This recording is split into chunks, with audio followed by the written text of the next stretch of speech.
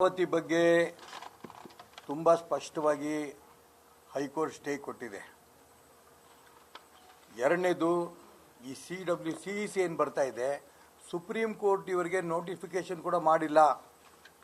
ಇದಿದ್ರೂ ಕೂಡ ಯಾರ ಒತ್ತಡಕ್ಕೆ ನೀವು ಬರ್ತಿದ್ದೀರಿ?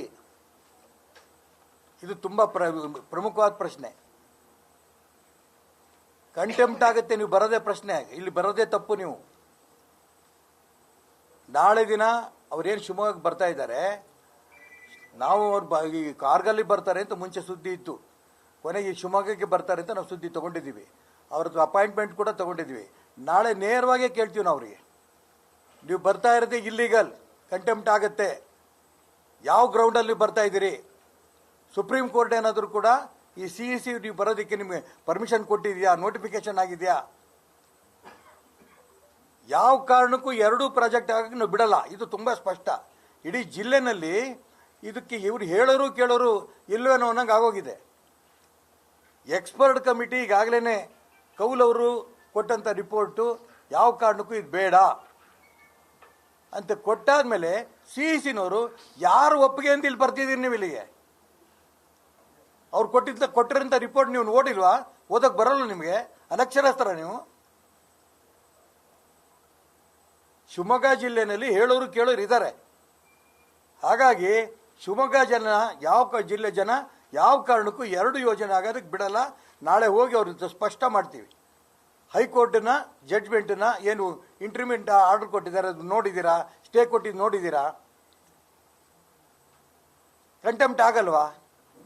CECನವ್ರಿಗೆ ಆ ಹಿರಿಯ ಅಧಿಕಾರಿಗಳು ಕೊಟ್ಟಂಥ ರಿಪೋರ್ಟು ನೀವು ಓದಿದ್ದೀರಾ? ನಿಮ್ಮ ಜೂನಿಯರ್ಸ್ ಕೊಟ್ಟಂಥ ರಿಪೋರ್ಟ್ ಮೇಲೆ ನಿಮಗೆ ಇಲ್ಲಿ ಬರ್ರಿ ಕಳಿಸಿ ಹೋಗಿ ನೀವು ಅಂತ ಏನಾದ್ರು ಸುಪ್ರೀಂ ಕೋರ್ಟ್ ನಿಮ್ಗೆ ಆರ್ಡರ್ ಕೊಟ್ಟಿದೆಯಾ?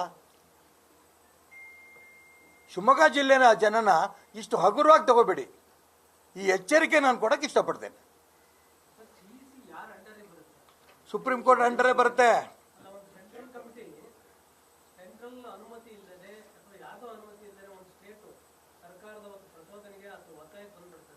ನಾನೇ ಹೇಳ್ತಾ ಇದ್ದೀನಿ, ನೀವು ಹೇಳಿದ ಪ್ರಶ್ನೆ ನಂದೂ. ನಿಮ್ಗೆ ಹೇಳೋರು ಕೇಳೋರಿಲ್ಲ ಅಂತ ಅದಕ್ಕೆ ಕೇಳಿದ್ ನಾನು. ಅದೇ ಪ್ರಶ್ನೆ ನಾಳೆ ಹೋಗಿ ಅದನ್ನೇ ಪ್ರಶ್ನೆ ಕೇಳ್ತೀನಿ. ಏನು ಉತ್ತರ ಕೊಡ್ತಾರೆ? ಉತ್ತರ ಕೊಡ್ಲಿ ಅವರು.